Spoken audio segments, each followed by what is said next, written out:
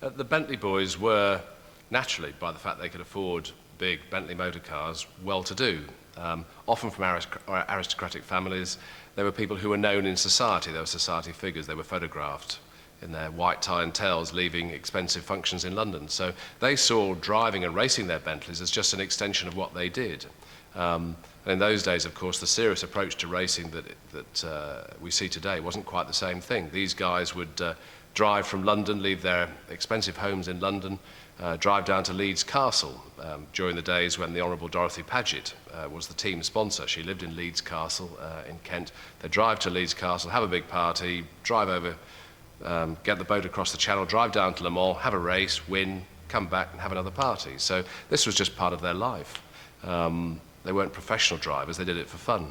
And of course their deeds are now legendary because of the bravery that was required, the daring that was required to actually race at these astonishing speeds around a fairly rudimentary racetrack and win. And there was something appealing about this kind of attitude, or it appealed to all classes? It did appeal to all classes. And I think it was perhaps, you know, that was the way that Britain saw itself in those days. You know, it was very much the dashing post-First World War era, where I think the First World War was still seen as something of an adventure by some people, when the truth of it was perhaps yet to be fully understood. But these people became legendary for their exploits, and I think it helped to create the legend that still remains today for Bentley in many ways, in that there was this association between dashing, daring individuals and the motor cars themselves. Not bad publicity. No, not at all. No, I think that at the time, you know, the Bentley's victories at Le Mans were front-page news. It occupied all the newspapers for days, and it was as much based around the individuals themselves and their exploits as the success of the motor cars. They were real celebrities. Yes, indeed, they were. Yeah, very well known. I mean, a good example is Woolf Barnato, whose father, Barney Barnato, had made his fortune with Cecil Rhodes in South Africa and with the diamond mines. So Woolf, as was the normal thing, you know, he did the spending while his father did the earning, and he was typical of the Bentley driver of the time. He later became the chairman of the company and its main financial sponsor, its patron, if you like. But he was one of those who enjoyed the most success on the racetrack. He was in the winning partnership at Le Mans on 2 or 3 occasions. Boy, as a press agent, you couldn't invent a better crew. Not at all. I wish I was around in those days. It would be a very easy life. Well, things sort of turned, though, in a short order from that sort of frivolous kind of period of fun. I'm thinking later in the decade, in the 1930s, in World War II. And Rolls-Royce was again called upon to participate and make aero engines. And the Merlin came out of that.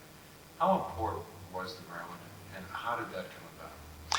Well, history, of course, shows how hugely important the Merlin was. The Merlin engine was a derivative of the engine that powered the Supermarine seaplane that won the Schneider Trophy in the mid to late 1930s. So here was an engine that was based on a very successful, very well-known, high-powered engine. So factories were set up at the request of the Air Ministry in 1938, with war on the horizon, set up, and we're sitting in one of them here because this factory at Crewe was set up as a shadow factory, as they were called, to build Merlin engines. Derby being the main location for aircraft manufacture, but naturally they didn't want to have all their eggs in one basket, so duplicate manufacturing facilities were built in various parts of the UK and in the States as well. And the Merlins were then built under license in the States, as well as in other centres around the UK, so that if one of those factories was to be targeted and hit, then there are other factories still producing. The Merlin engine powered all of the famous fighter and bomber aircraft in the Royal Air Force during the war, and also some in the United States Air Force as well. I think the fastest ever propeller-driven aircraft was a Mustang powered by a Merlin engine. And many derivatives came out over the 6 years of the Second World War. And that really changed the direction of the company, because from then on, because of the scale of that manufacturing output, it really changed the focus of the company from being a partly car, partly aircraft company into one that was very much an aircraft company with a car-making business as well. So you're saying in the post-war period, there was a sort of a reevaluation then of really the direction or what you should do, or it just became self-evident of what the company had? I think so. Again, it was it was a circumstantial thing in that by the nature of the demand that the war brought for aircraft engine manufacture, it became the bigger part of the business. I mean, during the Second World War, you won't be surprised to know we weren't making many luxury motor cars for people. In fact, only one was produced for Winston Churchill. So car production from 1939 to 1945 was one. Aircraft engine was many thousands, many tens of thousands. And of course, powering as they did, the legendary Spitfire, Hurricane, Mosquito, Lancaster, and the Mustang, they played a fairly large part in the success that this country and her allies enjoyed in the Second World War. So it changed the focus. Suddenly, aircraft engine manufacture had become the biggest part of the business, and there was naturally a commercial demand for aircraft engines post-war, and that's where Rolls-Royce focus went. Car production then moved to Crewe, to this factory, and for the first time we produced the whole car here, body as well. Well, skipping out a couple of decades, things seemed to go on pretty well then for a couple of decades. Aviation was very strong. The motor car still enjoyed the sense, I guess, of everyone in the world. The Rolls-Royce name meant the finest and everything. Even if people didn't know about cars, they knew Rolls-Royce and all of that. But then you hit a wall in the 70s, and things looked pretty bleak. What happened? Well, aircraft engine manufacture, as I say, had become the major focus of the company. And everything was going very well. Rolls-Royce was in at the very beginning of the jet engine and was manufacturing jet engines and was very much the premier brand, if you like, in terms of Rolls-Royce aircraft manufacture. The wall that the company hit was in the development of the RB211 engine. That was an engine that was to transform the power units for large passenger aircraft around the world. Today, many of the world's biggest aircraft are powered by derivatives of the RB211 engine. But the development costs for that engine far outstripped expectations in the late 1960s, and it was in 1971 that the company had to call in the receiver in the UK. Basically, the company went bust. They had outstripped themselves in terms of spending on development before the revenue was coming in from sales of the engine. We were all one company at that time, but the receiver, a chap called Mr. Nicholson, who came in to look at the business, saw that the bigger part of the business, the aero engine side, the future looked great, but the present looked awful. Whereas for the, by now, smaller part of the business, the car manufacturing business, it was successful in its own right, and therefore should not suffer the same fate as the aero side, if you like. So that's when the company was split. The car company then became independent, became Rolls-Royce Motors Limited, part of a holding company called Rolls-Royce Motors Holdings Limited, which included manufacture of diesel engines in Shrewsbury for commercial vehicles, marine engines and light aircraft engine manufacture as well, that was by now, being piston engines, was quite different to the jet engine side of the major business. But the big part of the business, the aero engine, jet engine manufacturing, became state-owned and became known as Rolls-Royce 1971 Limited, and was state-owned until the mid-1980s, when under Margaret Thatcher's government it was then privatised and went back into public, i.e. shareholders' ownership. And then and each side of the business has done fairly well, except then the motor car side again had some problems several years ago. What had happened? Yeah, I think the aero engine side has had its ups and downs, and despite difficult times, it's now doing extremely well, but nothing to do with us, of course. The car side of it, we were independent from 1971 through until 1980, and then we merged with an engineering company called Vickers. It was a coming together of convenience, really, because at the time, Rolls-Royce Motors was in the late stages of development of the soon-to-be announced Rolls-Royce Silver Spirit and the Bentley Mulsanne. Similar situation to the aero side 10 years before, in that we were at the end of the spending on development, but before we'd started to earn money from sales of motor cars. Although we were still solvent and healthy, cash was required to keep us going. At the same time, this old engineering giant, Vickers, very well known for their military involvement throughout 2 world wars as well, had their shipbuilding and aircraft manufacturing businesses nationalised compulsorily by the government, so they found themselves with a much reduced business and lots of cash. Our chief executive at the time, or our chairman at the time, was on the Vickers board as well, and said to his colleagues, I've got a good idea, why don't we come together and complement each other, which is what happened. Then 2 or 3 years later, a fairly hefty worldwide recession caused us a lot of problems, because still we hadn't much of a return on the revenue we'd invested in these new products, and the market for them dropped considerably as this worldwide recession bit. So we had to reorganize ourselves with Vickers' help, and we came through that okay. But times got difficult again as the cycle came round again 10 years later, in 1991-92, where again an even deeper worldwide recession struck, which caused us to halve the size of the company here and restructure the way we do our business. And of course, these things are pretty dreadful at the time, but it did enable us to set up the business to be a far healthier business for the future. So then that really brings us up to today. The company was really back on its feet, looking very, very vibrant, again, the products and exciting new products coming out. But then, just for some people, there was a bit of a surprise. There was a decision to sell the company. How did that come about?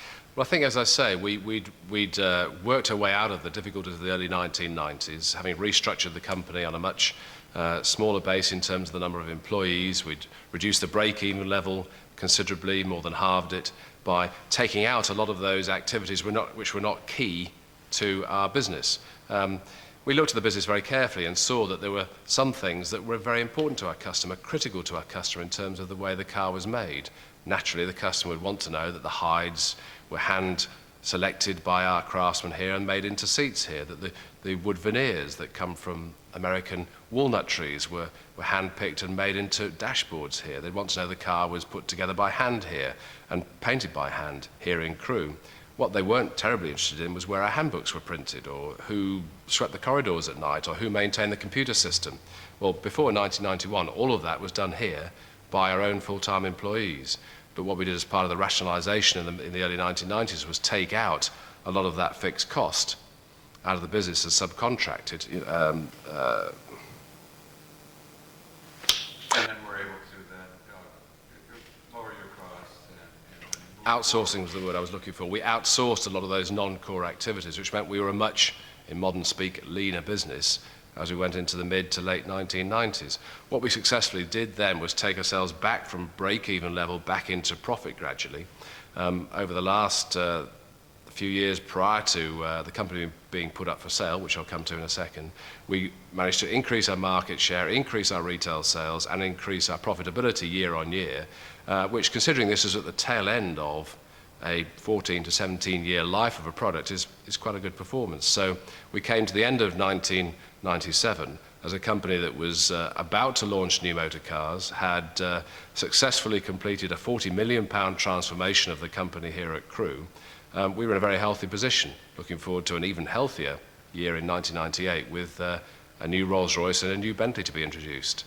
But it was at that time that our current parent at that time, Vickers, saw our 10-year plan for the future. And having invested heavily in us, very wisely, in new facilities here and in new products, they thought they could enjoy a few years of breathing deeply and enjoying the results of that. But of course we said, well, it doesn't stop there, you know. There's lots of exciting products we need to keep coming out over the next 10 years if we were to remain competitive and at the top of the car business. I think that really made them sit down and reassess their priorities because, of course, they are an engineering business primarily, not an automotive business.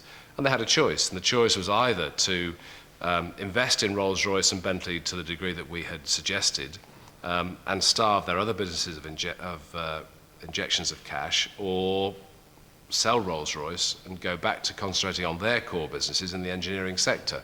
And they chose to do the latter. They chose to sell the company, which they believed was good for Vickers, for their own shareholders and for their future, and in the longer term, good for us, in that we should hopefully be bought by somebody with deeper pockets than Vickers had, who could invest as we had planned in the future and maintain that progress, maintain that success that we had achieved so well in the early to mid-1990s. Well, the sale itself, though, proved to be slightly confusing, I guess, for the general public. I guess somewhat like the sale of Bentley originally. But what happened there?